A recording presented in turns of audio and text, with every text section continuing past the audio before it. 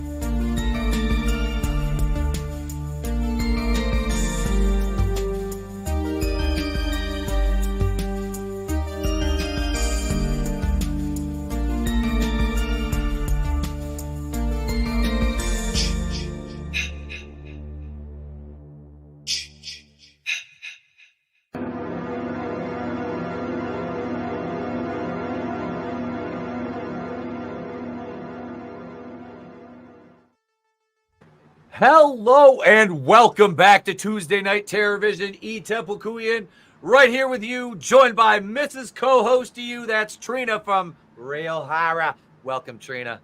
Hello, good to be here. Looking forward to get into this movie with you. Oh yeah, it was interesting. It was interesting. It's good to have you back. We haven't had a show in it's been a week or so.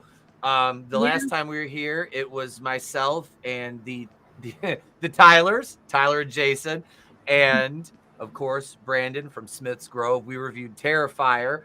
Relax, we told you we'll do that second one for Patreon, and we will. Trina doesn't want to have any part in that one, and that's okay.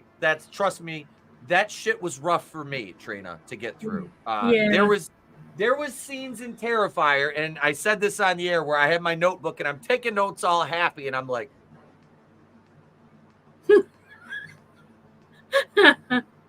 like, is he done? Is he finished? Like, yeah. And that's, believe me, that's not the first time I've heard that and left up. Never mind. Yeah, the first Terrifier, I was a little bit like, okay, I handled that. And then I heard about some of the stuff in the second one. I was like, no, not doing it. Yeah, it was a lot to take in. That's what she said. And there was no story. There was no character development. The characters were just one-dimensional, and they were there to die. That was Terrifier.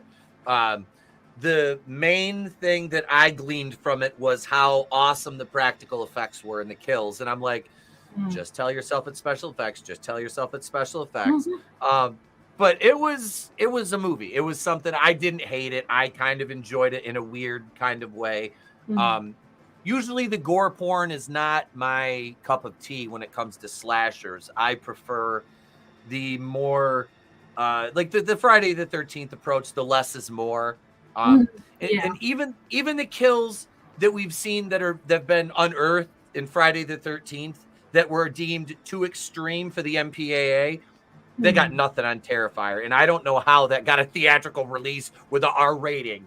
And I'm not hating, don't get me wrong. I'm not a proponent of censorship, especially of horror at all. It shocks me given the violent, extreme violence in that movie. Which brings us to, well, let me welcome. Hey, Gap is in the chat. We got 6. Hey, look, guys, we'll be back on X Live next week. I apologize. Like I said last night during Nitro, X is now making you get premium to live stream on their platform, which I know it might deter some people, but we're going to do it here because we've been having great results with X. And welcome to the 46 plus new subscribers in the last like 3 or 4 days to the channel. The wrestling content has taken off. So guys, we have horror too. I have a lot of reviews, and every Tuesday night, me and Trina go through a horror movie, good, bad, or ugly. And have some of them been ugly. Bad Dreams was my fault. I'll own that one. I'll own Bad Dreams, and probably a couple other ones that I'm omitting due to trauma right now. But That's okay. Speaking of trauma, there's certain environmental things that can leave trauma, and well, folks, nature is one of them.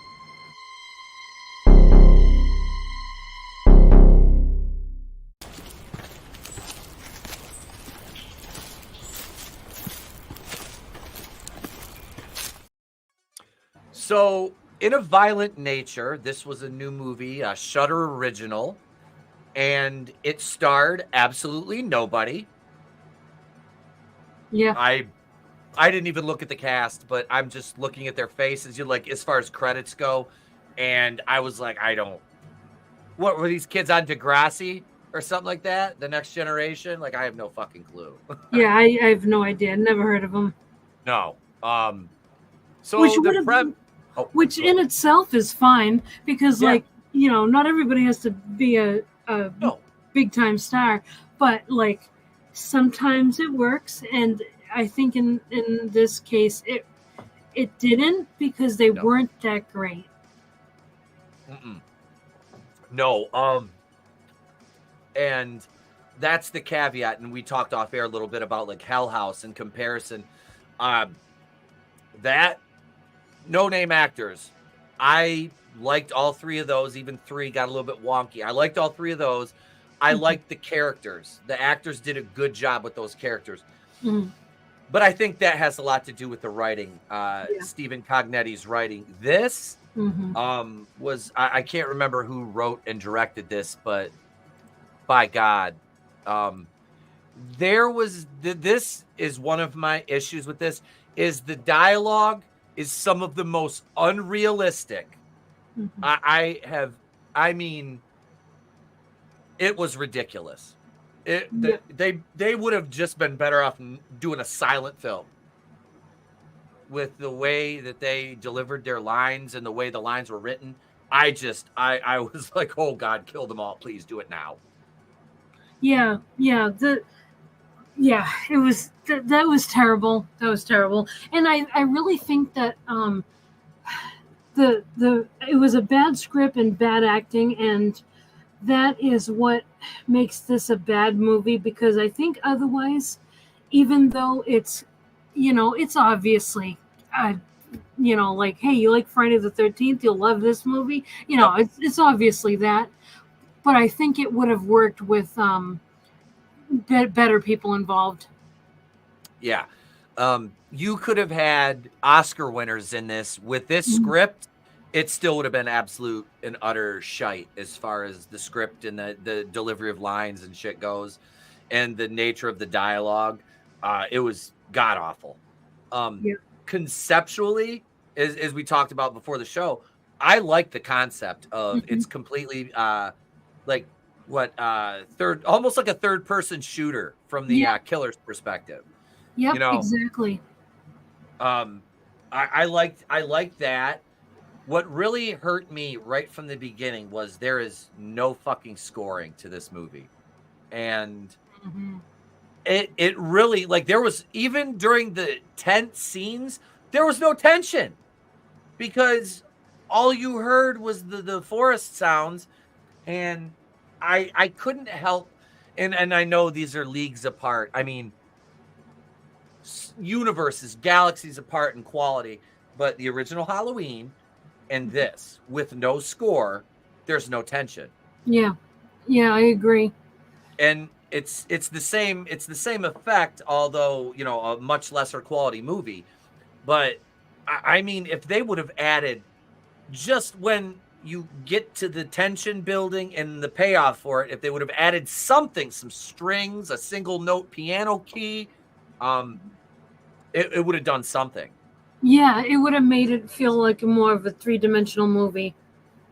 Yeah, this was like a, I've seen, I gotta hate to say it, I've seen better fan films. Yeah. I mean, this was, in that respect, like, you have no score, your actors are terrible, your script is god awful. So what do you have to fall back on in a horror movie? The kills. That's what you have to fall back on. And I will say, although some of them were absolutely nonsensical, and completely avoidable, much like any other horror movie. Yeah. But this one, even more so. I mean, these characters were flat out like the killer, Little Johnny. They were fucking retarded. Yeah. I mean, oh my god, like I said, the wife watched this with me, and I wish I could bring her in on this one, but she won't. She's trying to block this out right now. I think her headache got worse after the movie was started. Oh man. But I mean, let me. We get introduced to the movie, and we'll start. I couldn't take notes. I started to, and I'm like, I'm just. There's not enough story to write anything about. Yeah. I've got a bunch of notes, but it's just basically, my notes are just like a narration of what happens in the movie. There's not like anything. There was one thing that stood out. I remember there was a scene, and I can't even remember where it is now, but that's how like forgettable this movie is. It's like, I wanted to go in because I heard, well, it's not bad, and then I heard, well, it's bad, and I'm like, so the truth is somewhere in the middle of this, and the truth is this is a bad movie. It tried. That's the thing, is it's like, it's Mr. Meeseeks. Oh, he's trying, from Rick and Morty. Yeah. Mr. Meeseeks could take 2 strokes off Jerry's golf game before he could fix anything with this fucking movie. I mean, it was just, so you start out with the dialogue over just the kind of blurred like frame I don't know if it was supposed to be like a mirror or whatever, but like the window or whatever the fuck it was, and you hear our characters talking, and I, for the life of me, can't even remember what they were talking about at this point, because like I said, the dialogue was just I'm during the opening of the movie, I'm just like, oh my god, are they gonna fucking do anything? Because they lingered on so many in between shots, I'm sitting there, I'm like, okay, is something gonna happen? Next scene, and it went on for like 30 seconds after the fucking scene was over. They just linger on a static shot from like a wide cam. I'm like, what are we doing? So I feel like if they had, like you said, some music, some like tension building sound effects, I really feel like this would have like redeemed the movie, because I do think that it was a novel approach to shoot it in a third person point of view. And so, that's awesome. New idea. That's great. I love that. But okay, so we're doing that, and then so how do you want to skip around? Like how much, like, in order do you want to take this movie? We can do whatever you want as far as like the order of things, because we get that opening, we had the opening scene. Then we have the first kill where so when he comes up out of the ground, like after they take the necklace that's hanging, because I remember they were talking about finding that hanging there, and then you see somebody take it when they're leaving. And after that, you see the like, was it like a stake or like a pole come up through the ground, and he starts working his way out. Okay, so the scene is neat, because I liked it. Because we don't see anybody. We hear these people talking, and we know, we kind of get a feel of what's everything, what they're doing and stuff. Bunch of kids, whatever. There's this necklace hanging up, and they talk about this necklace, like they're saying something about this necklace, but at the same time, like we don't know what's going on. We just they decide to leave. We don't know what they're doing there at the moment. They leave. They grab the locket, and then we hear like this bubbling sound with like a hole, like a hole in the ground, and then the ground starts moving, and then we see this like. First we see like a hand come out, so we see someone coming out of the ground, and we don't know what it is at this point. So that was cool. That was a cool setup, I thought. Yeah. So they show like this beaten off this beaten up shack. Whoops. And then this guy comes out of the ground, and then he walks out of this like cabin thing, that like this shack, whatever it was. And then he starts like walking through the woods, and we're seeing this from behind him, and I love that. I think that was well done. Like this is like, okay, this is kind of cool. I haven't seen this before. Mm-hmm. And then he's like walking through the woods, and it looks like you're watching a Friday the 13th movie, like you're watching Jason from behind. Yep. That. Yes. And that cabin, the little shack, was very Friday the 13th Part 2. I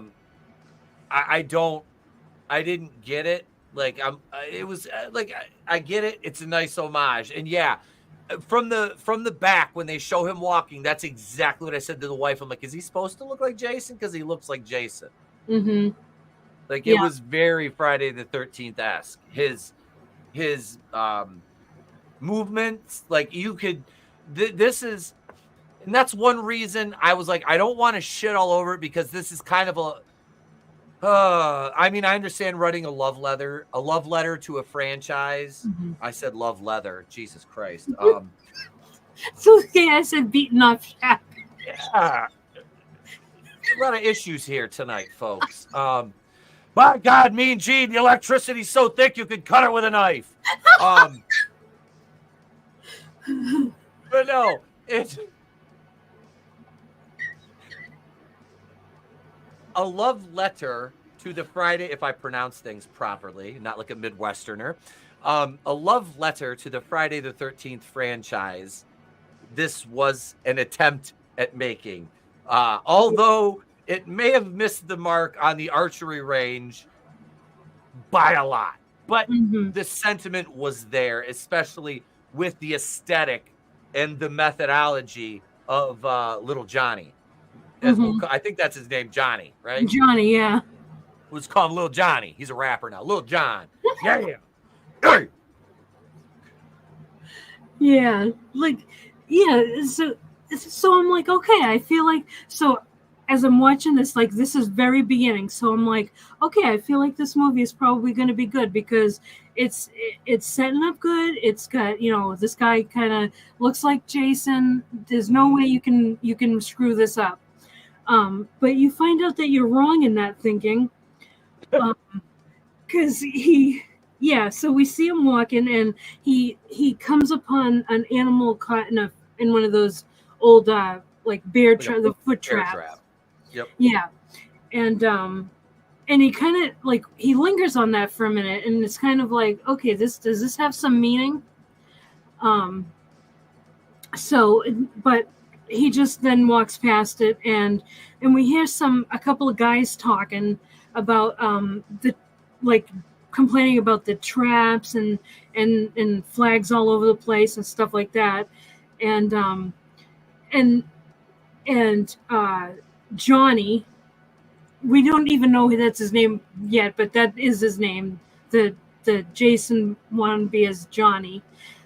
He walks up, and then it comes to like a clearing, and there's a house, and that's where these like two guys are kind of like arguing, and they're like, F you and stuff, and everything like that. And one of them is law enforcement. Yep. So, but he ends up driving off, and then this guy he goes in his house, which is like total white trash, like yeah, it's a dump. And at the same time Johnny's walking towards it, and he stops like soon enough to see like that law enforcement guy in a truck take off out of the driveway, and it seemed like he was going after him, but so that guy goes off, and then he goes and just walks into that, because the guy that was arguing with the law enforcement guy, he walks in the house, and then Johnny goes and walks in the house too, and then you think like, okay, he's just gonna murder him. But what happens is the guy that first went in, he goes out of the house from the front, and so he's out of the house while Johnny's walking in the house, and then he stops in the house and he sees this picture, and then we get kind of like a flashback in a mirror that's right next to the picture. Yep. With a locket hanging there, and so the flashback is like, this locket belonged to your mother. I want you to have it no matter what happens. You'll always be our son. Everything like that. So they're setting up his origin story. And then the guy that was arguing, his name is Chuck. I have it in my notes. Chuck walks back in with a shotgun, fires off a couple of shots at nothing, but is yelling like, "You son of a bitch! Right. You like not to come back here." So he knows Johnny. It's weird. Yeah, like I don't understand this. No, I was, because he's like, "I told you not to come back here," and it's like, what the? At first I'm like, is he shooting at the cockroaches in this fucking meth den? Like, like, what the fuck? Like, and then he acts all surprised when he sees him. I'm like, I thought he was trying to get a shot off at him because he knew he was in the house. Yeah. And then it's like, okay, so he does know him? Like, what the fuck? Like, so, well, obviously this guy has lived here probably his whole life in this house, obviously, this Chuck. Mm-hmm. So they said the massacre was like 7 years ago or something like that, or whatever. So it's like, okay, so he was here. He understands what's going on.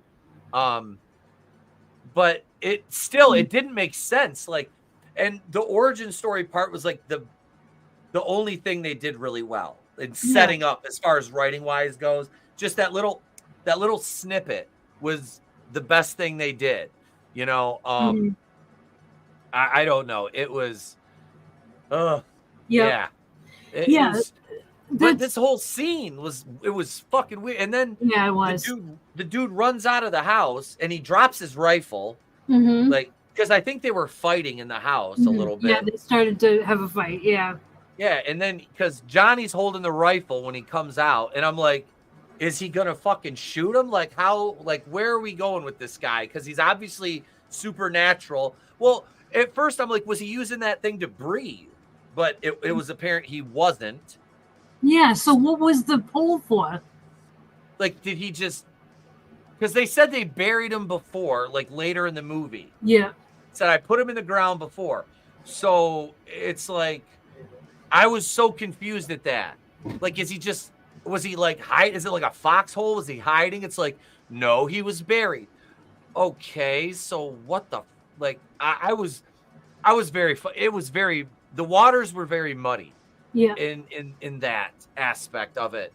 I'm sure I'm missing something, but I mean, I don't want to think too much about it either, because they didn't think too much about it when they wrote it, or I wouldn't be having to ask all these fucking questions.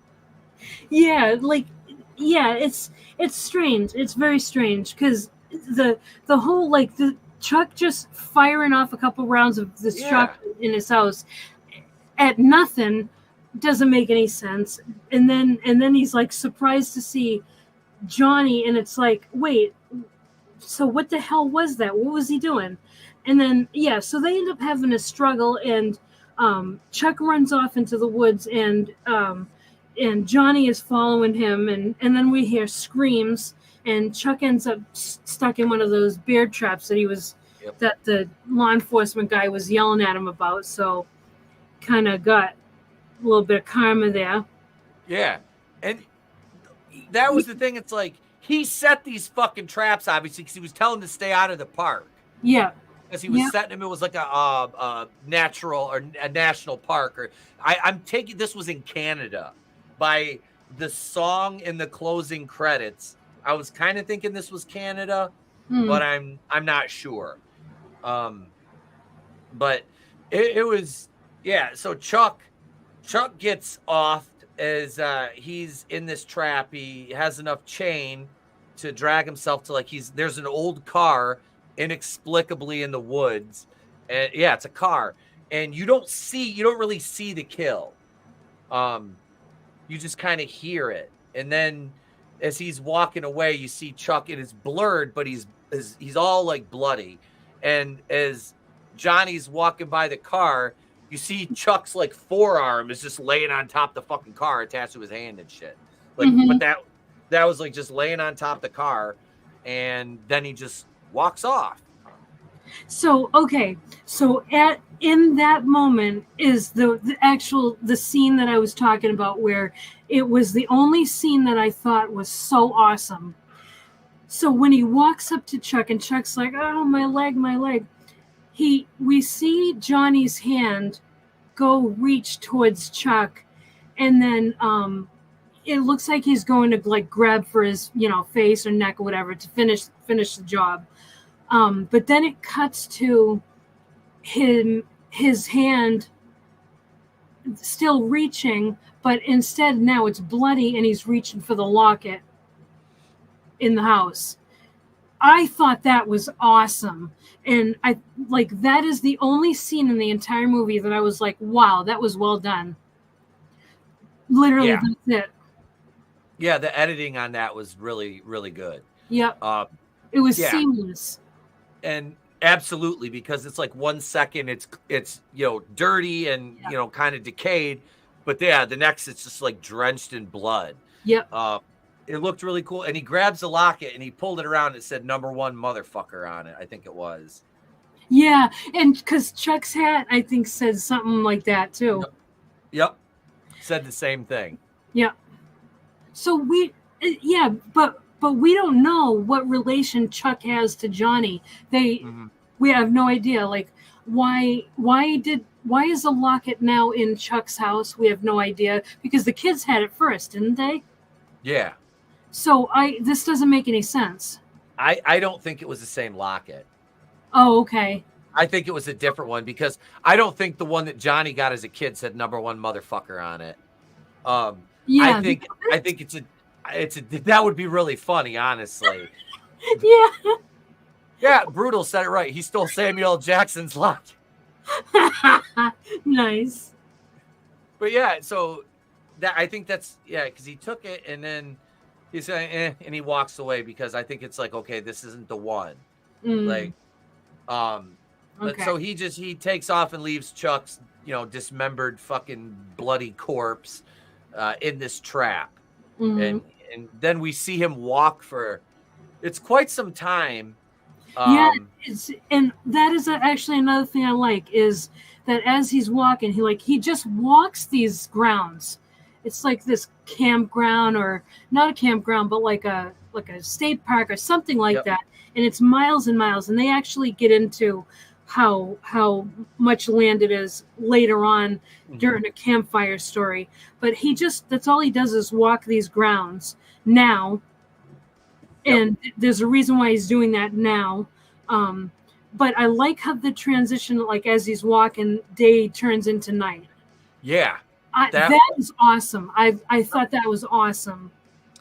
It does. It gives you a nice time lapse. It really does, to show the progression of the day. That was kind of cool. I liked, but again, right there, it's like, I don't know. Do you think, because while the scene was cool, again, it could have used a slight score to it, something. Yep. Something. Give me a little bit of music there, and then as you show that transition day to night, you can change that music. Yep. I think it would have elevated the scene. The scene was good. Yep. It was good. But like I said, you need a score. You absolutely, I think that would have made this movie better. It would have elevated the entire movie. It wouldn't have helped the writing, but it would have fucking really helped with, okay, so the static shots and the walking, because that's a cool thing, seeing the killer, his perspective. Like I said, it's like that, third person shooter kind of thing. Yeah, it's like when you play in a video game. That's exactly what it looked like. Yep. And I think so even if they didn't want to do music for the movie, they could have at least done daytime sounds where you hear like birds chirping and like stuff like that, like wildlife you hear during the day, and then at night hear things you hear at night. But they didn't even do that. No. Like you couldn't have heard like owls or anything like that at night. Nothing. Mm-hmm. And I will say that at least they did nighttime shooting, whereas, like as I've talked about the Legend of Bloody Jack, and this is either the Legend of Bloody Jack or the Pumpkin Carver are my like low bar. Like those are Mariana Trench bad. Okay. Yeah. That's how deep those sink in the depths of dog shit horror, but they're asylum movies. So that's to be expected. Mm-hmm. The Legend of Bloody Jack, and I think I've told you this before, the night scenes were all shot in broad daylight. Yep. Like every single one of them. So these guys had enough budget to do night shoots, which it looked good. That's like the cinematography in this was really fucking good at points. Yeah, like, it really was. They knew how to frame shots. Okay. Yep. There was fucking potential here. That's what kills it the most, is like, damn it, there was potential for something really good. And it's like it just got bogged down in the shit writing. Yeah. It was lacking that atmosphere, and it was lacking script, and like the script, the acting, the atmosphere, like it just takes it down to like 2 stars for me. Yeah, I mean, I think I could re-edit this movie myself. And I'm not talking about, I can't fix the dialogue without doing like VR, or voice voiceover work. Yeah. But I mean, I can cut out 10 minutes of this movie. And that was a problem. It was an hour and 34 minutes. And I'm like, dude, you cut 15 out of this and it's a little more palatable there. That's the problem, though, the lingering on the static shots. Yeah. And it's just, that. And I think if you maybe, I don't know, because there was no jump scares in this, really. I don't remember any. I don't. There was no, if you would have, and even with the way they were doing it, I think you could have made that work in a couple spots, especially with the first kill of our group of young people. Aaron was his name, the one with the Walkman. Yeah. We haven't introduced them yet. So after he goes and kills Chuck, he doesn't, let me think, when he's walking, doesn't he hear them go by on like the road? Yeah, okay, so let me look at my notes. Yeah. So then he sees then we hear gunshots. Yes. And that kind of like stops him in his tracks for a minute, and we hear like kids talk, and so we're like, okay, this is a camping scene. And then we see the kids around the fire, and they're like busting each other's balls and stuff, talking about dick size and whatnot. I feel like that whole dialogue thing was absolutely useless, other than the origin story of what do they call it? The slut, what the something slaughter, White Pine Slaughter. White Pine Slaughter, yeah, like kind of that stupid like relationship weirdness and dick size and all that shit like that. That was fucking stupid. They never win. Oh, go ahead. I'm sorry. Go ahead. No, go ahead. They never went anywhere with the jealousy angle. Yeah, exactly. Troy was the one guy's name who took the locket. Troy took the locket because he has it out at the fire when old boy's Johnny's standing behind him, and he sees him put it in his fucking pocket because he's there the whole time.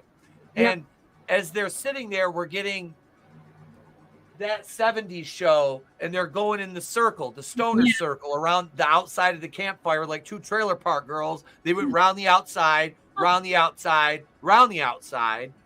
And then they wrote a diss track about Candace Owens. And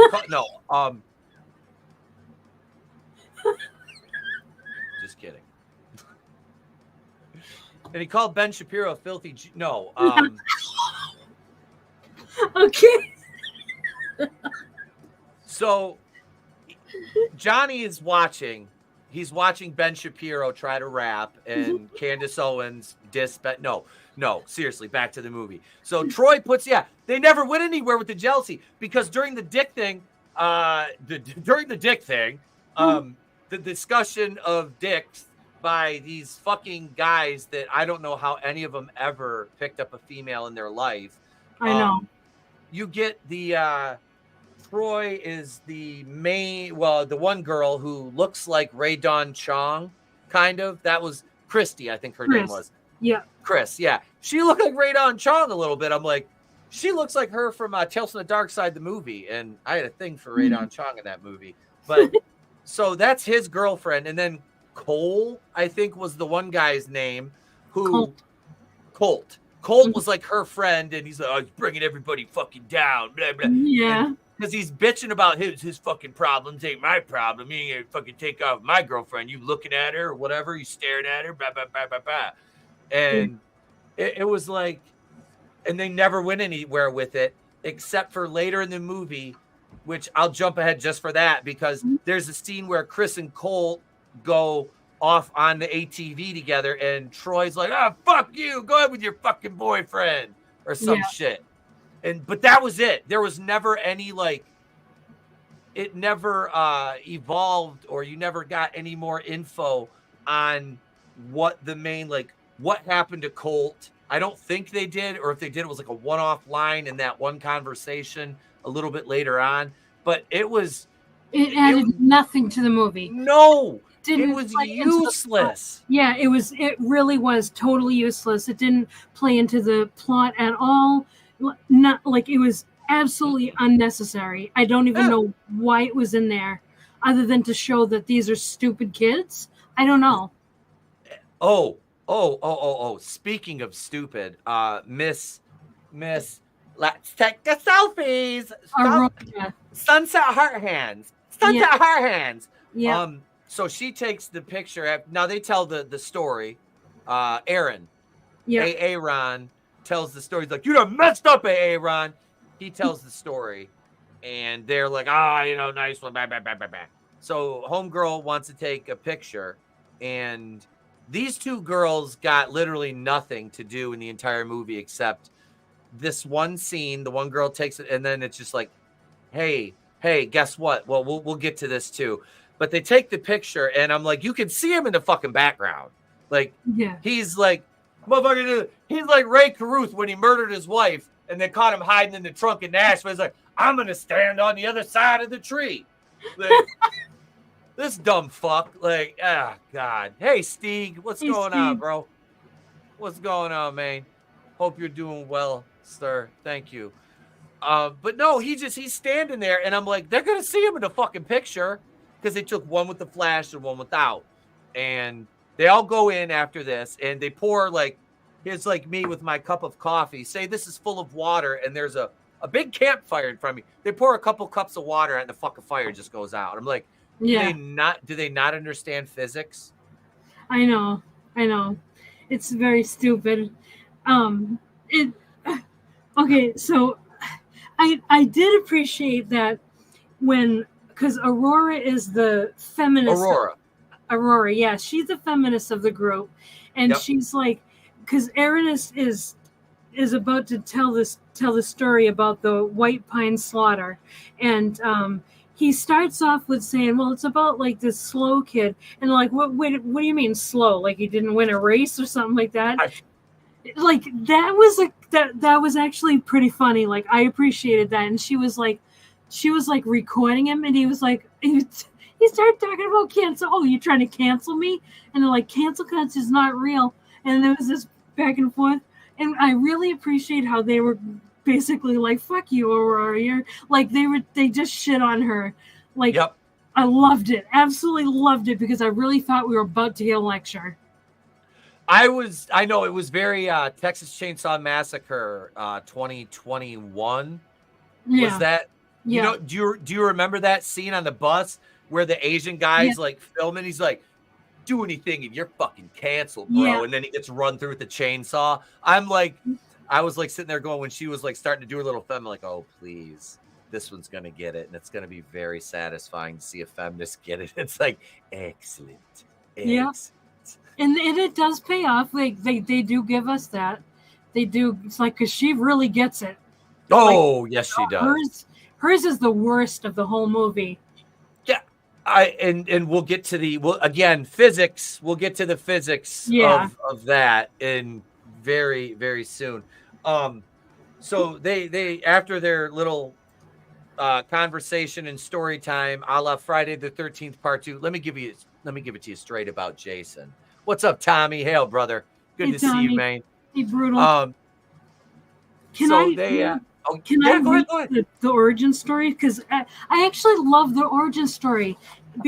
It's actually, it was cool. That was Why didn't they do more with this shit? Like they actually there was bits. Like I said, there was bits of goodness in here, but the rest of the writing, it's like the writer must have been a fucking idiot savant. Yeah.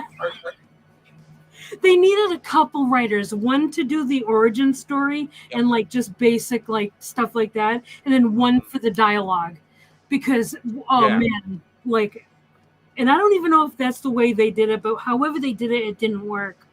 But anyway, this is the origin of Johnny. So Aaron, and this is narrated by Aaron. It's not really narrated. He's telling a campfire story. So he says that 70 years ago,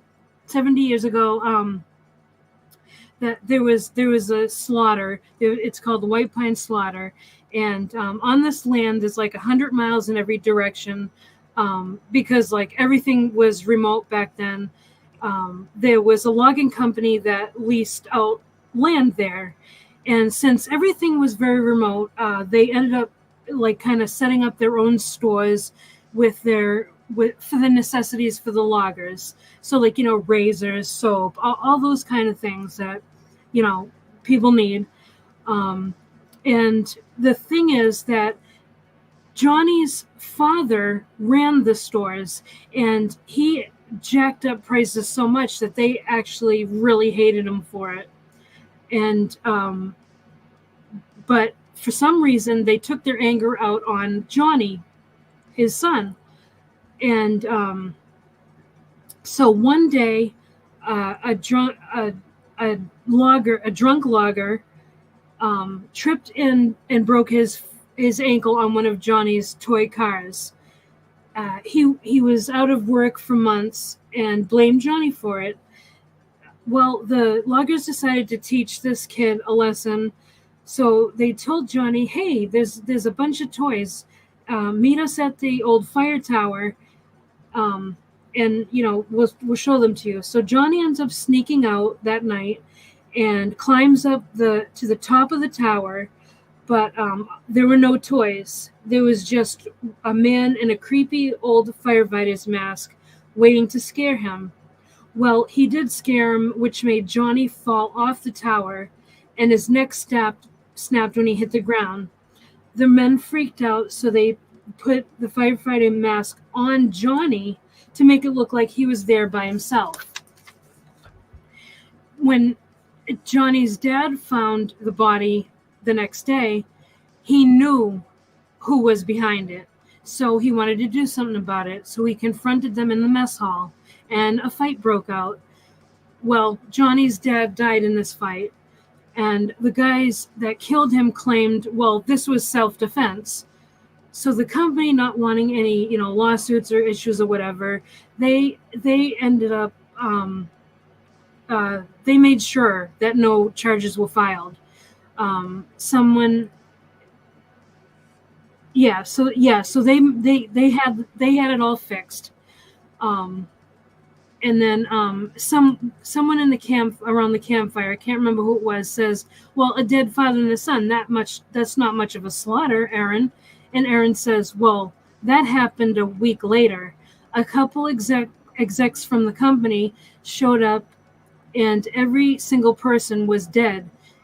Huge lumberjacks torn to pieces. The company paid off widows and closed up shop. The cops ruled it as poisons from tainted meat. They said a bunch of animals got in and tore the bodies up. And one of the cops said he saw a person watching in the woods with a mask on. They still don't know who did it, but some say it was the man in the mask. Some say it was Johnny's spirit trying to get revenge. Some say it was both. So that is the origin story of Johnny. So we at this point are thinking, okay, so Johnny could be. So Johnny's like a spirit, like a return spirit. It's basically Jason. He's a revenge. He's a revenge spirit. He's a revenant. Yeah, absolutely. Which is cool. This is a good origin story. Hey, Trina, real quick. You know what would have been really good? What's that? If they made that fucking movie. I know. Oh my God. Like that was the fucking movie right there. Why don't they ever start from the fucking beginning? Maybe they're going to. Like, it would be awesome if this movie does well enough for them to give us that movie. That would be cool. With better dialogue and actors. Yes. Yes. But hey, J-Man and Tyler, how are you guys doing tonight? But yeah, like that was an awesome origin story. Like that, there was thought put into how Johnny came to be, and I really appreciated that. Yeah, it was a great fucking origin story. Mm-hmm. All right, J-Man's gonna watch it this weekend. He hasn't seen it yet, so yeah, full spoilers. Well, I mean, are you really missing it? Yeah, let us know what you think about it after, really. Yes, please hit us up and let us know what your thoughts were on this. How we could, Jay, why don't you come on? We'll figure, we're gonna have the movie for next week by Friday, because I'm going to Detroit or Thursday. We'll have it by Thursday. Today's Tuesday. We can have a movie by Thursday. Jay, man, I want you to come on next week. You're gonna do a review. I still want you to come on next week if you're free Tuesday night, and we'll talk about this after we review the next movie too with you, because I want your thoughts on this one. So yeah, man, yeah. So there, J-Man's our guest next week. So, but yeah, the origin story was fantastic. Like that was one of the highlights of the movie for me. It's like, and while they were telling that, it's like you get past the fact that this stupid character is telling this story, and just how good the origin story really fucking is. Mm-hmm. Yeah, because you're picturing it as he's telling the story, and it's like, wow, that would have been cool to see. It's like, yeah, because it was curious to me why they didn't do like a flashback and show some of this, you know what I mean, like in like snippets of this happening as a flashback. That I think that would have enhanced it. You know why? And I'm just taking a guess at this right now. Because they wanted an origin story. Budget. Oh yeah, that's true. But But I will say, and I'm very confused because I just looked up the budget for this movie. This had a $3 million budget. I think you could have done some flashback sequences because the lion, I'll guarantee you the lion's share of the budget didn't go into actors. No. It was special effects. Yeah. And probably the locations in this were really gorgeous. Yeah. That's one. The panoramic shots, like when we get to like the canyon scene kind of on the cliff, they were beautiful shots. I mean, like I said, the cinematography was not the issue in this movie at all. Not for me. It was just the characters. And we talked, I think it was before we started, about Terrifier and the characters being one-dimensional in that. Mm-hmm. The one-dimensional characters in that are greater than the one-dimensional characters in this, by far. Yeah, because it's two different types of movies. In this movie, you don't expect a one-dimensional character. It's just two different types of movies. Yeah, well, yeah, absolutely. I know the movie types might be apples to oranges in that respect. But yeah, just the characters were, like I said, they were both one-dimensional. And it's like in Terrifier, it was perfectly fine for them to be that way. Yeah. Because they're cannon fodder. Yeah. And I was fine with that. Absolutely. Like I said, the kills even made me fucking wince. And I said this on air, so I'm not, but I did. I was like, oh, like I said, I had the notebook up like a couple times. But no, they were good. This, like I said, the characters were just outside of, like I said, this is like a moment of clarity for this character to be able to deliver this cohesive, coherent, well-crafted, bit of backstory to give us all the origin of Johnny. That was the movie I wanted right there. Yep. I agree. After hearing that, I'm like, fuck, cut, go back, start over, shoot that, and then we'll go here. Mm-hmm. In part 2. Absolutely. I think it would have worked way better if they did that. But so we've let's see. I think we've covered everything with the campfire scene, right?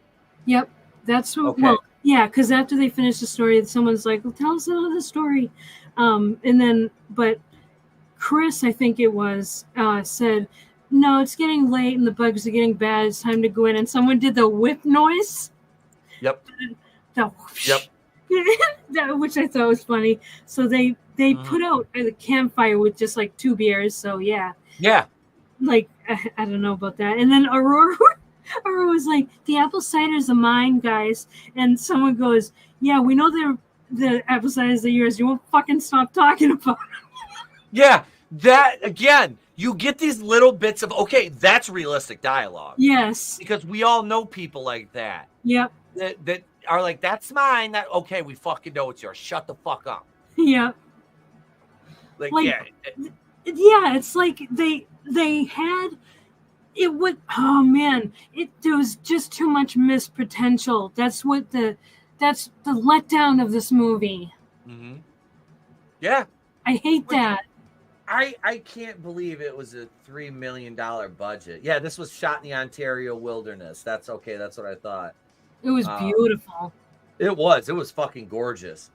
But yeah, so they go inside after Aurora establishes that the ciders are hers because she doesn't want to get stuck drinking beers the rest of the fucking weekend. She mentioned toxic masculinity.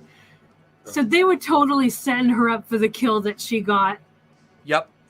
It was satisfying. Was it? Yeah, it absolutely was. So they go inside, all right? They're inside the cabin, and we get Johnny kind of walking around, and he's listening to the different conversations that are going on. I think we got Troy and Chris arguing at one point about that was about Colt. Right there, they were arguing about. That's where we got the bit about I'm not going to let him fucking ruin my or blah blah blah. I can't remember exactly. That was actually said later, but in the cabin, he was saying like, I didn't appreciate your small dick joke and everything, And then she was like, "Oh, but it's okay for you to say that the ring is behind your zipper." And it's like, "Oh God, this is so cringe. Like this is just stupid. I don't know what I'm watching here." And you know what's funny is you mentioned, like, you have been saying throughout this whole thing that there's no music. Like this movie needed a score. We actually hear them listening to music in the cabin, and it's like, that's where you chose to use the music, right? And like, come on. Oh yeah, total swing and a miss. Yep.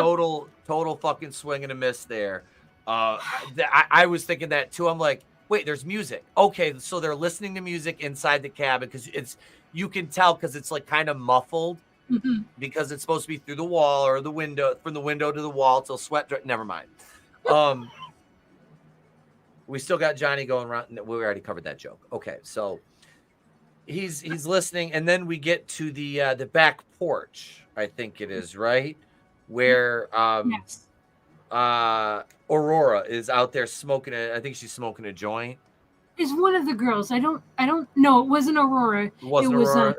yeah, it was one of the girls. Yeah, she's smoking some, and then Aaron, I think it was. Yep.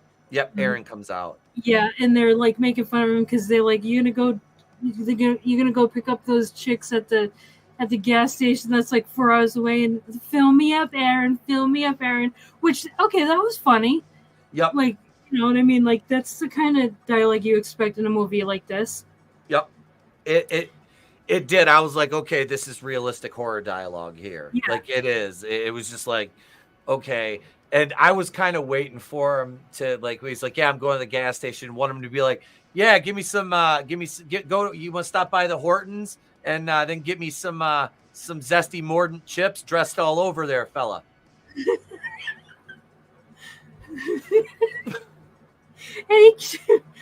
Yeah. So, and he's like, J-Man's Canadian. He's going to kill me for that one later. Yeah, like, so that was good. That was an example of good dialogue. So, like, they had, like I said, potential was there. It really was. And no, he's like, no, I'm going to take a shit. And it's like, okay. So he goes out and he's in the woods. And yeah, we see that Johnny is stalking the cabin. Yep.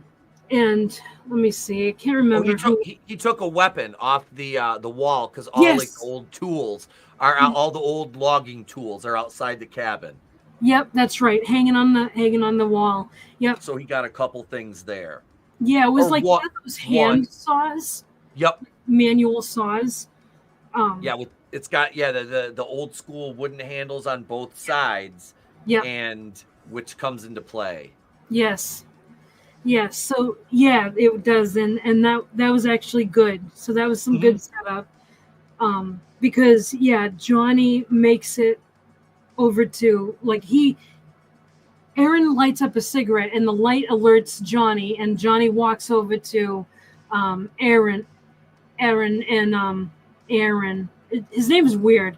And then from behind, like, he goes up from behind the tree and reaches around and takes that manual saw and, like, pulls it towards himself, but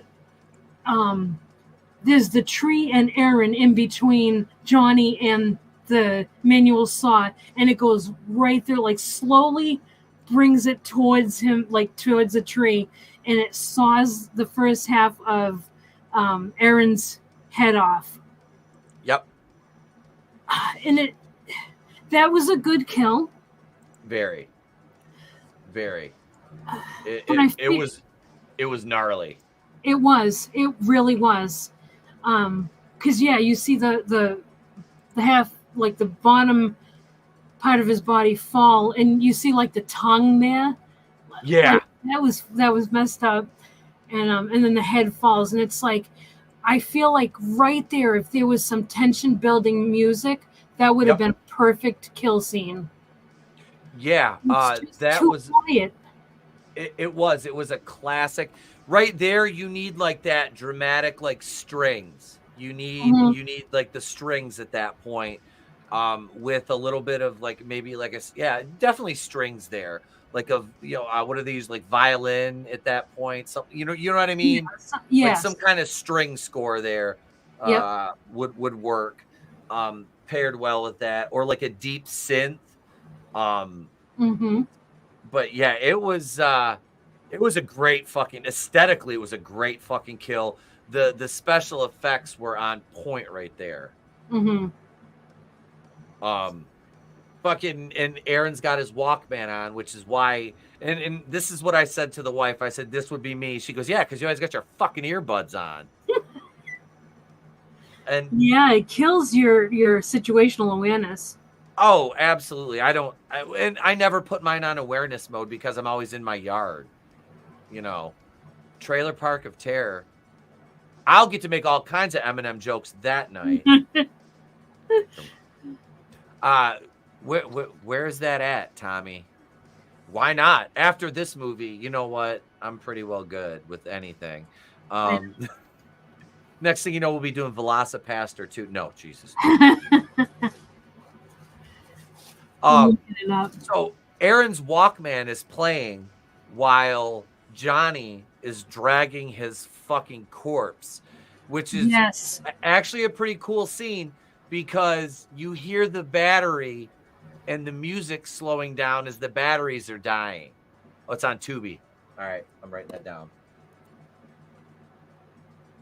I thought that was cool. Again, though, it's like, you sons of bitches only use music in like 2 spots in the entire movie, and it was wasted. This was cool with the Walkman battery dying as he's dragging him. Where did he drag him, Trina?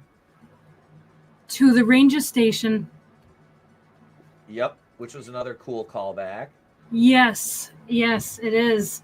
And so when this is cool because he gets to the ranger station and we find some things happen that are cool. So it was absolutely awesome. And now, mind you, we are still seeing this from behind Johnny. Like whenever Johnny's doing something, we're behind Johnny, and he's not facing us. We don't see him. We're behind his head. We're looking at the back of his head. So we see him dragging Aaron. Yep.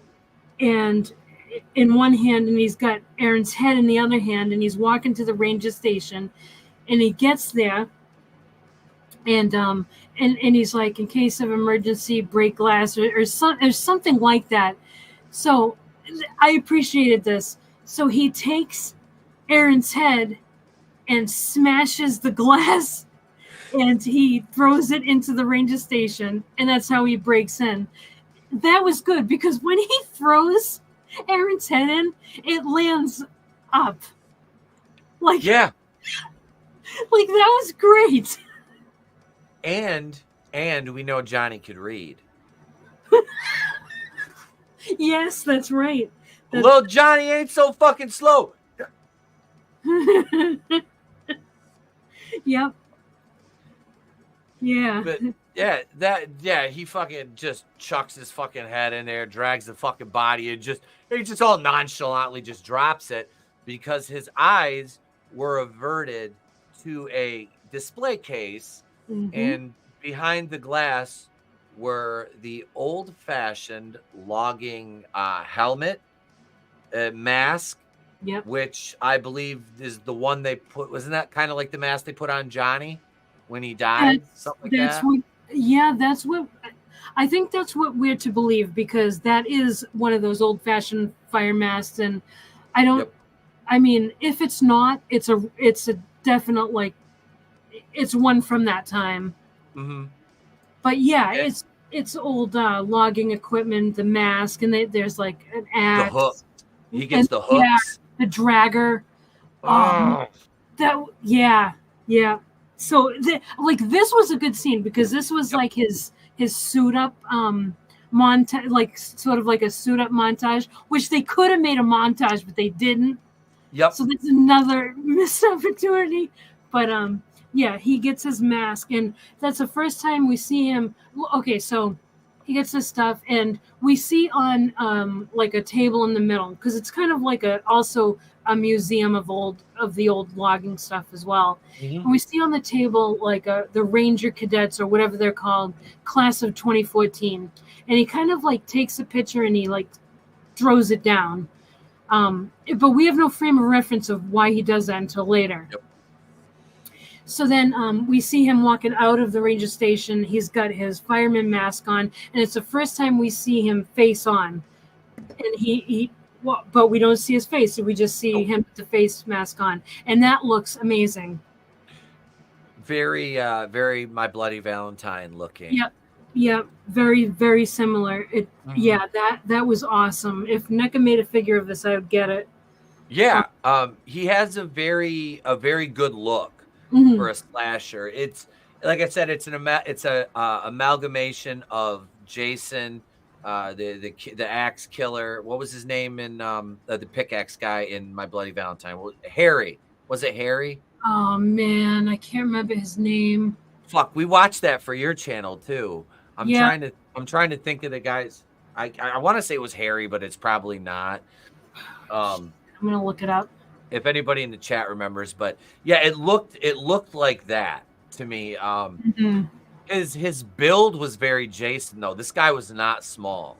Like he was a pretty big fucking guy. Look, like I said, the special effects, and when we do get to see him full on the face, it's good looking. Like it's a very fucking cool looking aesthetic they gave the character. So again, the effects in this were the practicals were fucking awesome. There wasn't a lick of CG in this, I don't believe. No, not that I could pinpoint anyway. No, I think this was all special effects. Yeah. Which I again, that's one of the things I can give it a nod for is fucking awesome practical effects, fantastic cinematography, awesome locations. Yep. Those and fantastic fucking kill scenes. Yep. Those you would think me saying all those positives that the movie was better. I know. That's what's such a bummer. Mm-hmm. Yeah. And you were right. It's Harry Warden. Harry Warden. Okay. Harry Warden. I was right there. You were on the verge of greatness. It was like Luther Vandross's Jerry curl. It never really curled quite right. It just, yeah, big Luther. Not little Luther, but big curl ain't right Luther.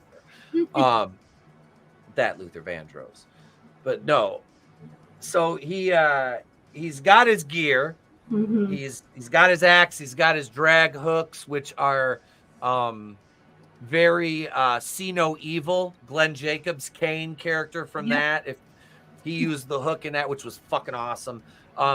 Dude, that is a guy, Glenn Jacobs, who goddamn he should have been in more horror movies.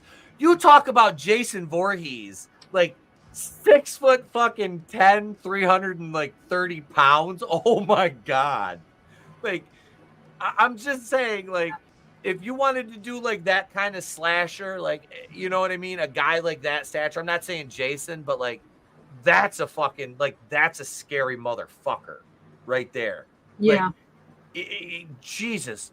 And I liked See No Evil. I know a lot of people shit on it. I thought it was a really fucking cool concept, and I like Glenn Jacobs. I always have. I dig Kane as a character, and I thought. See, I got you to talk wrestling.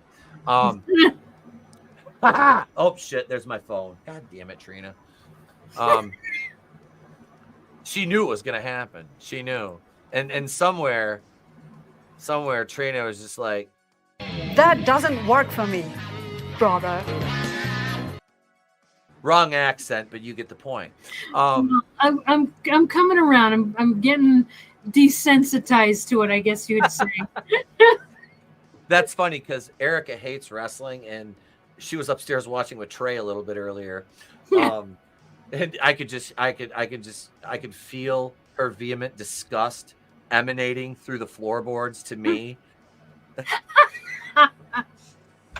Because he's all into it now. He's in love with that Rhea Ripley chick. So I'm like, oh no, he has a thing for like thick, muscly goth mommies. I'm like, well, it was bound to happen when you watch that stuff. yep.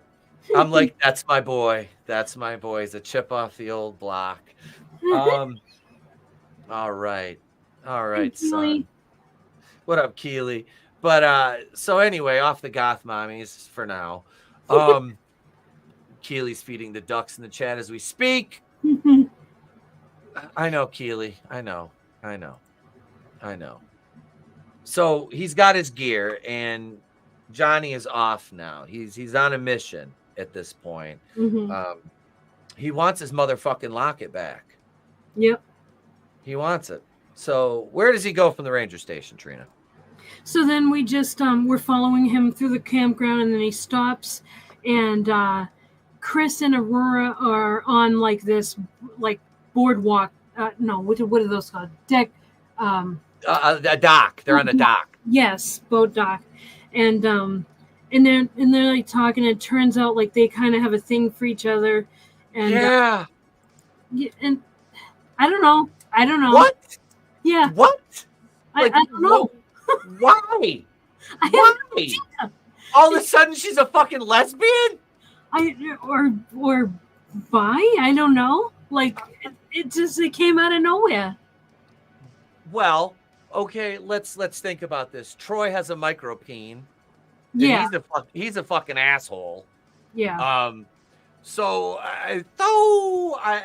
Grace Randall. I think she was like, fuck it, I might as well go to the fish market. Yeah. And it makes sense that Aurora was one because she was absolutely hating males. Oh, yeah. That was... I'm shocked I didn't pick up on that. My lesbian senses weren't tingling. Something's got to be wrong.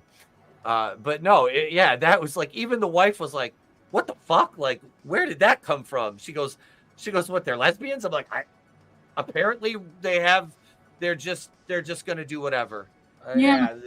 The one chick hates guys, so that's all right. And the other one's like, well, my boyfriend is an asshole. You know what? Let's try you out. Let's give you a shot. And at first I'm like, is that another chick? Was there 3 chicks? I thought there was only the 2. I think there was 3. I thought there was 3 girls. It wasn't Chris that came down then, wasn't it? The other one? It was. So on the dock, it was Chris and Aurora. Isn't Chris the main girl though? Yeah. Okay, so it wasn't Chris because the Aurora leaves. Remember, yeah. She's like, I'm gonna go do yoga. I don't want to play these high school games. Yeah, you're right. I think her name was Brody. Was it Brody? Something like that. Oh man. I didn't really get into the cast because I just didn't care enough. They never did anything with her outside of this scene. She never had any lines that I can remember. No, she did. She did. She was at the campfire. She was saying something to Aaron, and she was the one sitting out on the porch. Yes. It was her. She was like the stoner chick. That was her. Okay. All right. So, she was the one on the porch. Now it makes sense. I see her face now. Okay. So it was her and Aurora, and she's swimming, and Aurora's on the dock, and then Aurora's like, I'm leaving to go do yoga. I thought we were going to do yoga. Like, and she's like, she leaves. And then while we're here, Johnny walks up to the lake, and I'm like, he's not gonna. And this motherfucker just full Jason Voorhees walks right into fucking water and just till his little mask I was like, oh look, it's a scuba mask too. So this is where I kind of get lost because when we first see him, he's using like this pole that we assume breathe underground. So why did he need that if he was able to just walk the bottom of the lake over to the dock, which was a long distance? It wasn't like, I'm just going to hold my breath and swim real quick. No, that was at least 100 yards. Yeah. Like at the very least. I'm probably underestimating by, I'd say 50, but I might be wrong. It looked like about 100 yards, though, I think, at least. Yeah. And okay, so am I to assume that he has no buoyancy? Because you can't just walk underwater without like floating if you're not weighted. Right. You know what I mean? Like that doesn't work. Yeah, Like, you have to have no air in your body, no, like, yeah. like no air in your lungs and stuff like that. So again, this is the third time. Physics. Physics. Again. Unless they, like, because they did say around the campfire when they were talking about his origin story that it could be a spirit. Yep. So if he's a revenant, then okay, that makes sense because you didn't even see any fucking bubbles once the air was assumed to leak out of his mask because that's not airtight. Yep. So he walks the bottom of the lake and you see, and Erica was like, what the fuck is she doing splashing around? Like, what, does she not know how to fucking swim? She's like, what is, and then all of a sudden you see her go down and I'm like, is the water turning red? Nope. Until you pan around to the other side from the dock view. And then you hear her scream and gone. Yep. She goes under. Mm-hmm. We don't see or hear anything. And then she floats up and you can tell that she's dead. Yep, she's dead. Again, the scene was okay. Would have been better with some kind of tension building music or something. Mm-hmm. Yeah, it needs to like crescendo when she kind of floats up and get that dun dun dun, you know, and she floats up and there she is. And I'm like, okay, so he's just leaving the bodies now. Yep. Like okay. So he just leaves her fucking float there and nobody else comes down to the dock to check and see if Stoner Girl's down there. What up, Carl? Hey, old brother. Hey, Carl. Not much. You can catch the playback. I don't want to rehash anything yet. So, because we've almost been talking about the movie longer than the movie's runtime. That's right. We Stoner Girl's dead, and Aurora is going to do yoga. Okay, so this is the thing. All right, so how fucking far does she walk from the goddamn lake to go in the cabin to go do yoga? It's a long way. Yeah, she walked an extremely fucking long way to go fucking do yoga. I'm like, why didn't you just stay there? Yeah, she could have done yoga on the dock. Yep, that's what they're planning on doing. So, okay, so it's obviously for plot so that she's not like screaming while the girl, I think her name is Brody, I really can't remember, is getting killed. So obviously that's why they have her walk off, because like she has an attitude. She's like, well, you know, you got to make a move and stuff like that. You know, like I know you feel it too. There's a thing, and so she's like mad that this girl isn't making a move and stuff. So she walks off. That's what we're to assume, right? Like she was like, "Fuck it, I'm going to do yoga." Yeah, and then so that girl gets killed in the water, and then Johnny walks out of the water, and that was okay. Like that was fine. Like that was good. It definitely gave Jason vibes. Oh, this whole fucking thing was like Jason vibes, especially this scene. Yeah, it was good. Like I said, you take the whole like, are we lesbians thing out of it, and the scene is pretty tight. Yep. Outside of that, like, because it really added nothing. Right. It was out of left field. Yep. And the only reason why it was there was to give Aurora a reason to leave. Yeah. Like the whole like thing with her going to do yoga somewhere else and to isolate her from the remaining group after because Brody's dead and Aaron's dead at this point. So doesn't he go straight for Aurora at this point? Yep. So yeah, so you see her from the road end, because again we're following Johnny, and he ends up on the 2-track, and you see it's like open at the end of the road, but you can't quite tell what is there. And all you can see is her doing her yoga shit. And we find out she doesn't have any earbuds in. So how do you not hear the crunching of gravel approaching when there's not much sound at that point? I don't know, because that's a loud sound. If you walk, like if you walk on that type of road, it crunches. Yep. But then he snaps a stick like right near her, and that's what she hears. Mm-hmm. Anyway. And her back is turned, and we see she's overlooking like a canyon with kind of like a river running through it. And he puts one right through her, one of his hooks.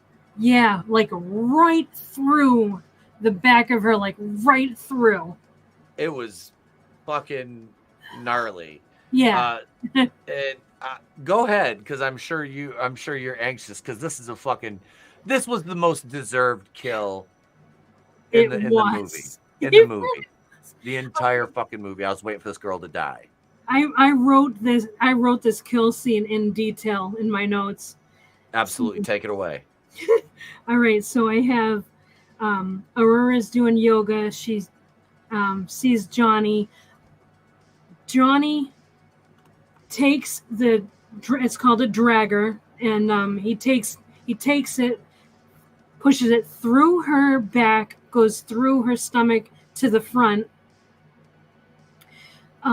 turns her around, drags the hook back through, takes the hook, shoves it on the top of her head, like shoves it down onto the top of her head, turns her around, bends her, she like yanks on the chain so that it like bends her neck down so far that it cracks her vertebra in her neck.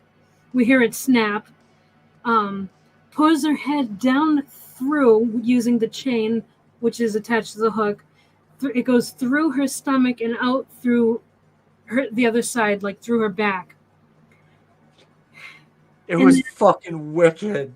It really was. And then, okay, so then he casually, so she's obviously dead. Like we see her head come through the back of her body. And that's it. And then, so she's dead. And then he casually, after all that, just retrieves his dragger from her. Just like normal business, and then shoves her body down off the cliff. What a scene. It was just fucking wicked. Seeing her head come through, and that's what the wife was like, would it work like that? What about her spine? I'm like, at that point, I'm like, everything is just crushed. So I'm like, she's pretty much fucking jelly. Yeah. This was like an inverted fucking Jason Lives kill with Sheriff Garrett, where he folded him in half backwards. Yeah. He pulled this bitch through herself. Yep. Like, I don't even think Chris Angel could do this. Yep.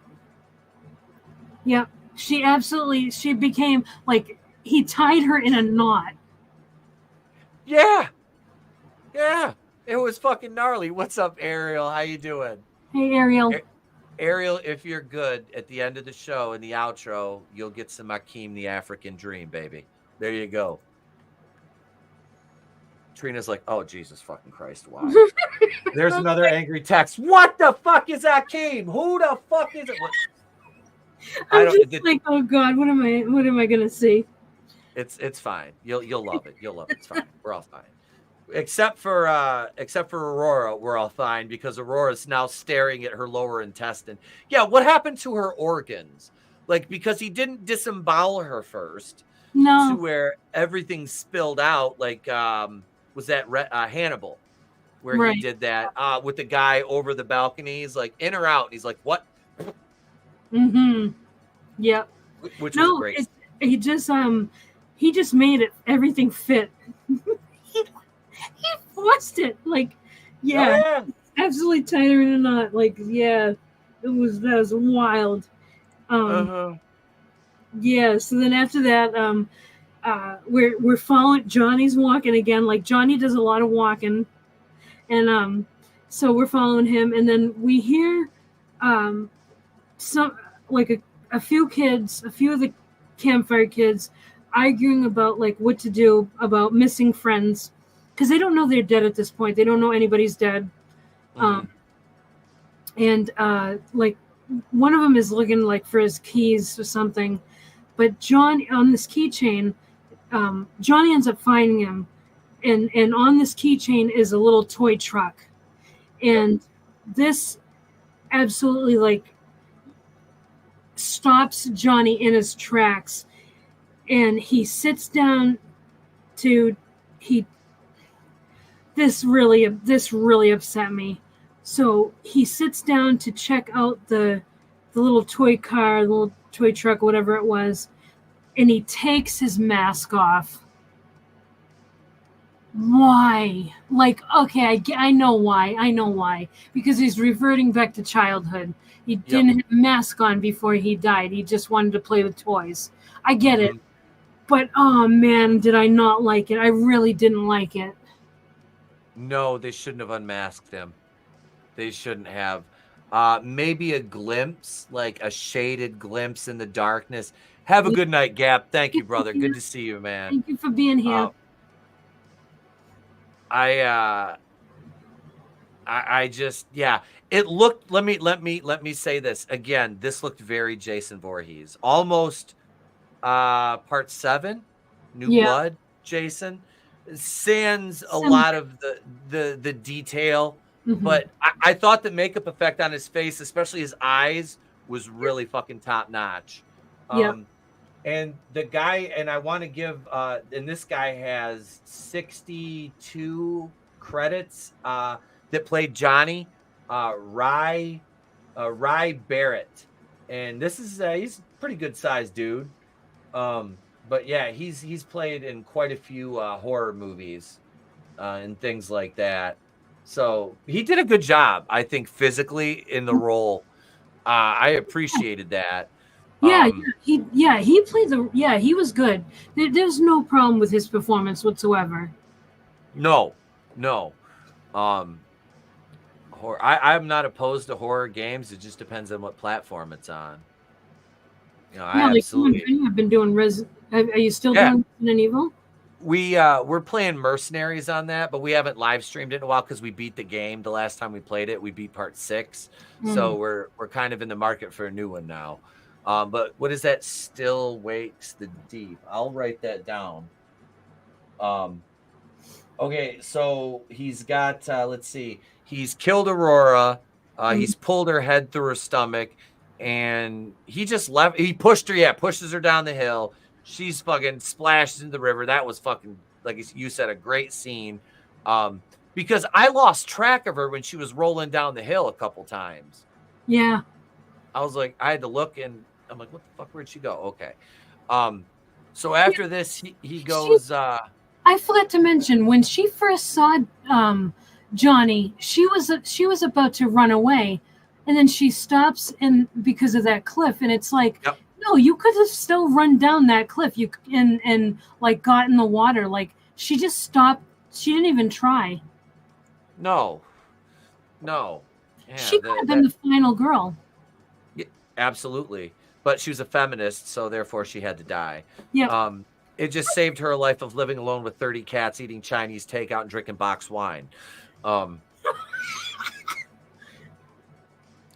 Franzia didn't need any more shareholders. So yeah, he unmasks, which was ill-advised. And it's right here. What's his name? Who finds the axe? It's the other guy that I can't think of his name. Hang on. Troy? No, Troy? it wasn't the boyfriend. It wasn't Troy. Evan. Was it Evan? It was Evan. Evan finds the axe, and he's talking to, I think you got Troy, Colt, and Chris left. Evan, Troy, Colt, and Chris are left. Yep. And I'm trying to think who it is here, because Evan survives because he, what's his name, throws, what the fuck happens here? Oh, this is where Colt and Chris take off on the quad. They take off on the quad, right? On the ATV. Yep. And Troy's like, fuck you, have you and your boyfriend have fun, because they're looking for Aaron still. Yeah. Yeah, because I think they go to the ranger station. Maybe. Is it then? I can't. Yeah, I think so. I think that's Yeah. Because they go. Yeah, they discover Aaron is dead, and that's where Aaron's body was. So Yeah. And then fucking Johnny is coming after. He puts his mask back on and he crushes the car. Crushed the car. So that was definitely there was some symbolism there. Yep. Which I appreciate that. Mm-hmm. Again, bits of good writing. Yeah, exactly. Yep. Little nuggets here and there. Yeah. And he ends up getting. Is this where he gets shot? No, because he goes at Troy with the axe. Yeah. And Troy stops him, and then he takes the axe to the leg, and then Evan comes out and fucking shoots him. Yeah. And he goes down, and right here. Why did you drop the fucking axe, Evan? You fucking idiot. You know, it takes him forever to tie Troy's leg off. I know. And then they take off, and Jason Voorhees kill, axe throw to the back of the fucking head. Yeah. Yeah. Very Friday the 13th, 2009 with the black dude, except it wasn't a kill shot, but it was very reminiscent of that. Remember when he was trying to run back to the house? Yep. From the boathouse, he took that axe to the back and Jason using his live bait. So Evan's dead. Troy is next, and boy does Troy get it. Yep. This is Johnny doesn't use one of his weapons as Troy's backing up. No. He picks up this is a callback to Immaculate. He picks up a big fucking rock, and Troy is begging and pleading, and he's like, no, please, no. And Johnny just smashes his head, and it busts like a fucking watermelon.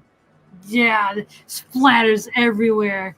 That was fucking cool. Fantastic. And I love how we see this as a top-down perspective. Oh, man. Yeah, loved that. Mm-hmm. Yeah, that was pretty fucking wicked. So those two are dead now. All we have left are Colt and Chris, who this is where they come back, I think it is. Yep. They come back on the 4-wheel, and they're yelling. They're yelling for both Troy and Evan, saying Aaron's dead and stuff like that. We got to get out of here. So, at that noise, Johnny comes and sees so Chris is she's on the ground and she sees blood. So she's kind of checking it out, and she's bent over, and in her necklace with the locket is hanging, and Johnny sees it. And, so he takes an axe and goes to throw it at her, but she gets out of the way because Colt warns her, so she was able to avoid getting axed. Yep. And then so they end up making it. They get back on the ATV, and they drive off. Yep. But so when they get to the ranger station, there's a guy there who's we don't see anybody. We're behind Johnny again. We in this movie we're just following Johnny. Yep. And so we're seeing kind of a blurry vision. We don't know who's talking, but this guy says, "Did you take his mother's necklace? You don't know what you did. That necklace is the only thing holding his soul at rest." And then she's like, "Oh, I'll give it back." And he's like, "You can't just give it back now. He's awake, and he's coming for all of us." And so Johnny continues walking towards him to the ranger station, and they see him. And the ranger holding a shotgun points it at Johnny and says, "Do you remember me? I remember you, and I remember what you did 10 years ago, which goes back to that picture that we see in the beginning of it, at the ranger station of like those cadets from 2014. Yep. And then Johnny makes it to the ranger station. Yeah, that's okay. Yeah, so I put that in my notes. And then he says, "I'll put you in the ground. I put you in the ground before, and I'll do it again." And shoots at him, and Johnny falls. But we know because he gets shot before, and he just gives back up. So this doesn't kill him. But Nope. at least the ranger, because they asked the ranger, "Oh, is he dead? Is that going to work?" And the ranger's like, "No, but it'll slow him down." And yeah. So then he tells Colt, "Okay, go to the shed and grab some chains. We're going to chain him up, and we're going to take him to the old fire tower. That's the only way that we'll be able to, that the ground can hold him." Yep. And so Colt is doing that, and Chris is asking like if the story is true, and the ranger's like, "Some of it, but not all of it. There was one survivor, my father, and he put this monster down before." So we get some backstory about revenge here. Yep. And he never believed the story until Johnny came back 10 years ago and killed all the people that he cared about, which were the people in that picture. So Colt comes back with the chains, and he says, "All right, wrap him up." And Colt's like, "I can't." So he's like, "All right, on the count of 3, I'm going to pass you the shotgun, and I'll chain him up." So as they're about to like exchange hands, Johnny grabs the gun, and then the ranger's like, "All right, you guys get out of here now." And so there's like a struggle, and so Johnny gets the ranger, but he's not dead. So what he does is he like grabs his spine and his head, and you hear like the break, like the snapping, and he gets his neck snapped, but he's still alive. But all he can do is kind of like lay there, so his eyes are just moving around, and like that is what I really liked. That I thought that was good. Yeah, I was like, did he just crush his fucking spine? Like, oh my god. Yeah, and like you could kind of see the bumps coming through. Yeah. Like it is a little gross. It was well done. That's again the fucking effects. The practical effects look great. Yep. And so, okay, so then after that, Johnny goes into the shed and he starts some engine. We don't know what it is. We just hear it from outside because we're just kind of seeing what the ranger is seeing. So Johnny comes out with his dragger hook and sticks it in the ranger's chest. Like he rolls him over, sticks it in his chest, and then starts dragging him to the shed. And what he brings him to, we find out what the engine is. It's one of those automatic like log splitter things. And so the ranger's got to know what's going on, but he can't talk or anything. He's paralyzed. So we see how this thing works because there's a log in it, and so Johnny puts the log through, and we see that it slices right through it, no problem. So we know what's about to happen. So Johnny puts the arms ranger in the splitter and chops his arm in half, and then repositions him. And this happens slow, like this is methodical. Then he places the ranger's head on the splitter and moves the splitter, that blade splitter thing down, and slowly severs the ranger's head from his neck. And there's blood all over. It's not like squirting like crazy. This is done. It's realistic, in my opinion. There's just blood all over the floor. And the ranger is kind of like, Johnny's kind of like looking at the floor and the ranger's body. And then he just walks off and he leaves the motor running. Yeah. So then then he's just walking off, and we're following him through the woods, and Colt yells to Johnny, "Hey, come get us!" And they're hiding in the woods because they have a master plan. Oh, he listened to him the whole time. Yeah, He's like, Colt's like, and you just, Johnny's like, he can fucking hear everything. I just want to be like, I can hear everything you're fucking saying, dumbass. yeah, and they know, like, okay, so Chris goes, he can see us, and he's like, shh, you gotta be quiet. And they're kid whispering. You know how kids whisper? They don't know how to do it quietly. Yep. So they're telling about this story. So they're devising this plan about they're gonna like trap him at the fire tower and stuff like that. And Johnny's gonna go and distract him while she goes and brings the fire in the locket to the fire tower, the gas can and the locket to the fire tower. So Johnny gets behind.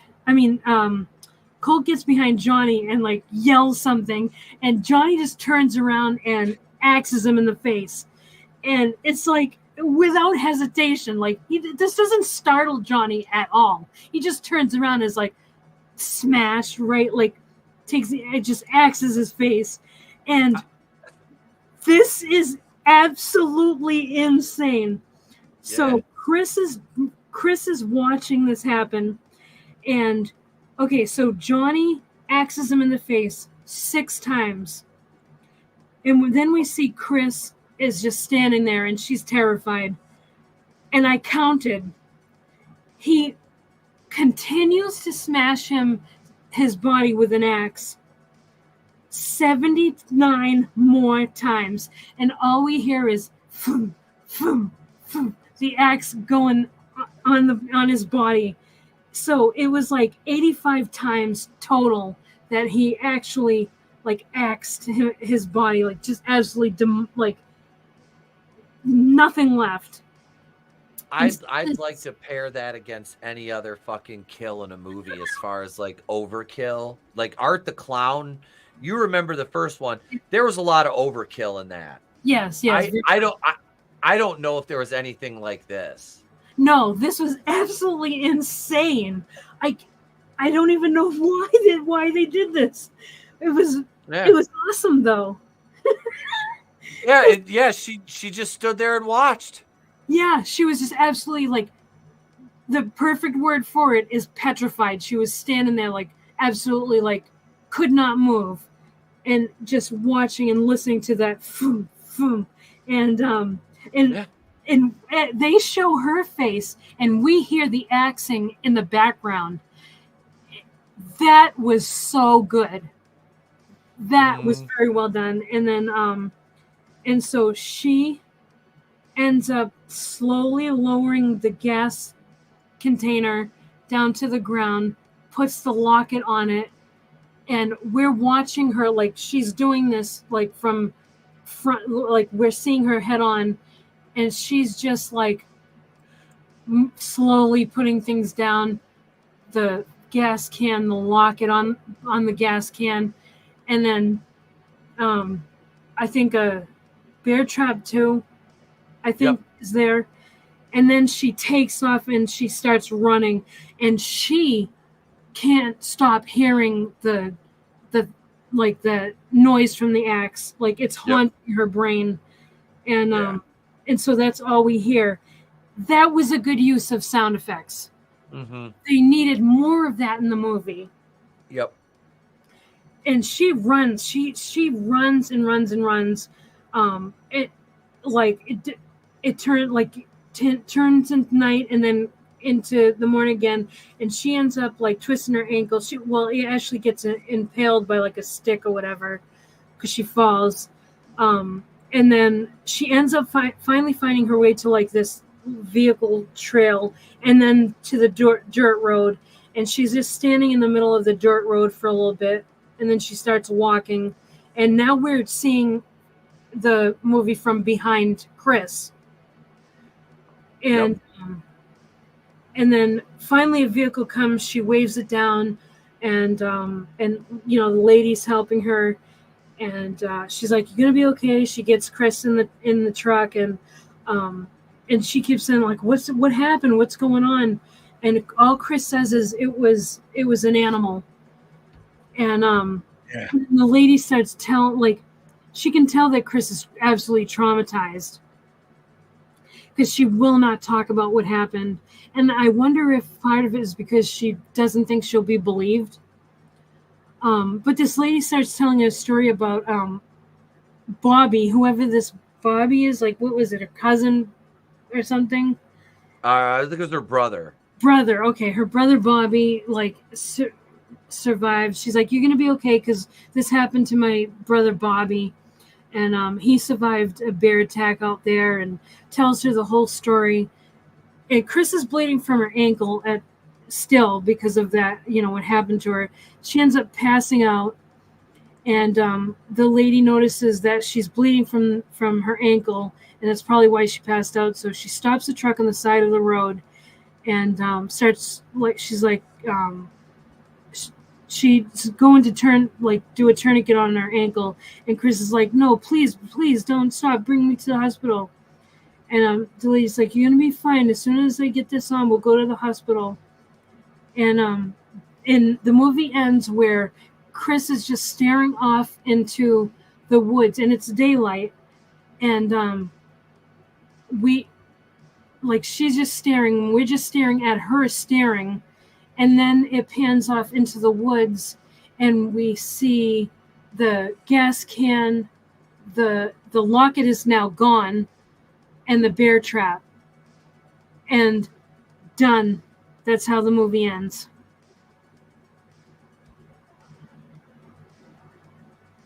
It was an odd ending.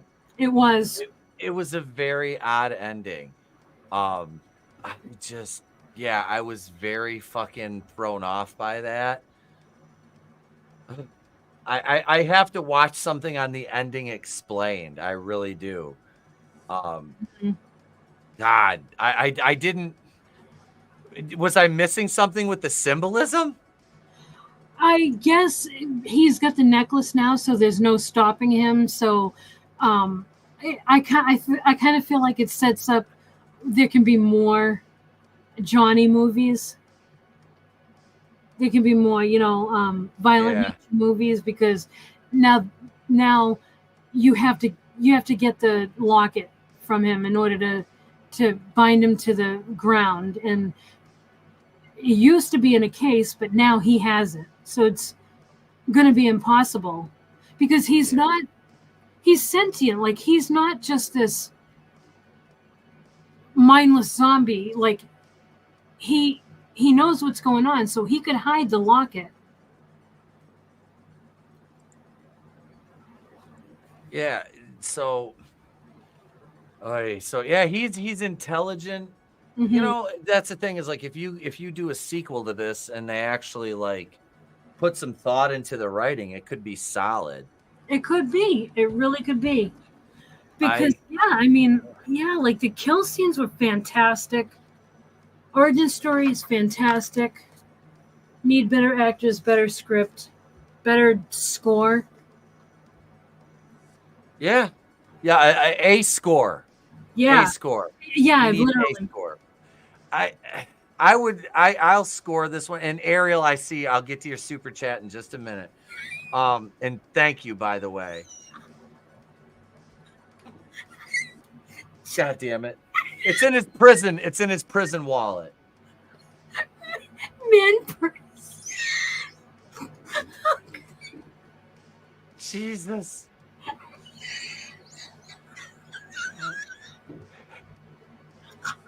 Tommy has killed Trina. That's how they always do this to me. He killed her. He killed her. Oh, man. So, yeah. Okay. So he's basically Davy Jones with his heart. He can hide it anywhere, and basically it's his power. Yeah. Yep.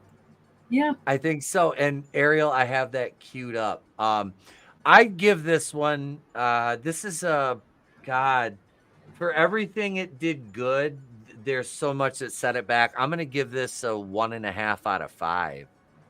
Yeah, I'm going to give it 2. Because I think there was more good than there was bad.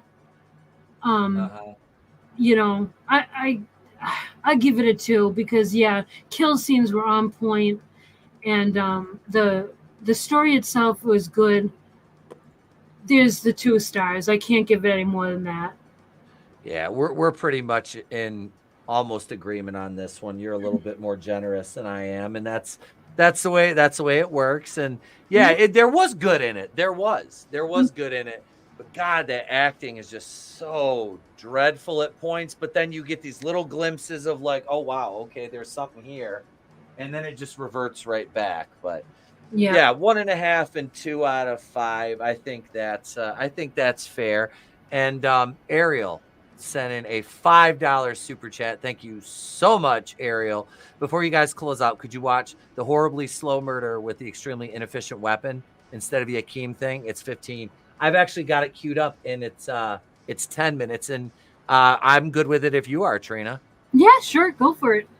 Absolutely. And hang on a second. I got to switch brands because I don't have any super chat bumpers over here yet. We need some. I got to do the horror themed icons for the chat, for the members, and we will get some super chat bumpers over here. But we will and do have a bumper over here on the Nitro side. So here we go. Gotta get back in time. Gotta get back in time. Gotta start the day off right, man. Man, I got a lot. You still ain't sold that weed smoking? And I'm trying to, Worm. Niggas are broke these days. I know you don't smoke weed. I know this. But I'm gonna get you high today. Cause it's Friday, you ain't got no job, and you ain't got shit to do. You got knocked the fuck out! I don't give a fuck.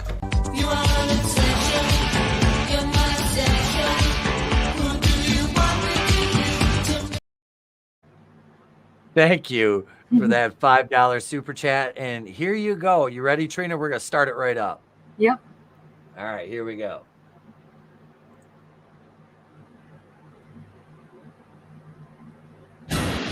Some murders take seconds. Others take minutes. Some murders take hours. Now, this murder takes years. It began as a nuisance. Ow! What the? Ow! It became a menace. Get out of my house! What the fuck is wrong with you? Ow! Now, forensic pathologist Jack Cucciano is running for his life. This lunatic has been attacking me all night. He's just broken into my house, and I need a squad car here right now. This could sound ridiculous, but he's got a spoon, but it hurts like hell. And oh, hello? Hello? If you'd like to make a call, please hang up and try again.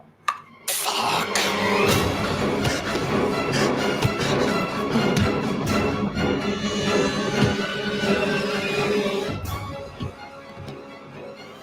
This strange man's been attacking me with a spoon. He's everywhere I go. Everywhere. And it... You say spoon? I just want my life back.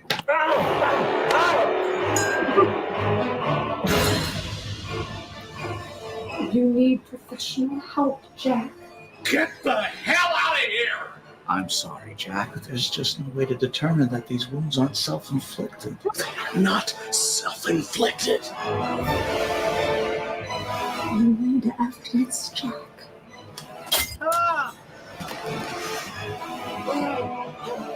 Fuck, I didn't realize I was muted.